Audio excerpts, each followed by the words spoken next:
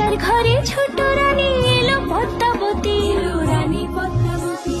রাজার আরো 6টি রানীর ছিল না সন্তান, পদ্মাবতীর কোলালতে মিলল সমাধান। বছর যেতে জন্ম নিল 7 ছেলে 1 মেয়ে, হয় খুশির আকাশ হঠাৎ কালো মেঘে গেল ছেয়ে। হিংসেতে যায় জ্বলে পুড়ে বাকি 6টি রানী, যুক্তি করে ঘটায় ওরা 7 কুমারের হানি।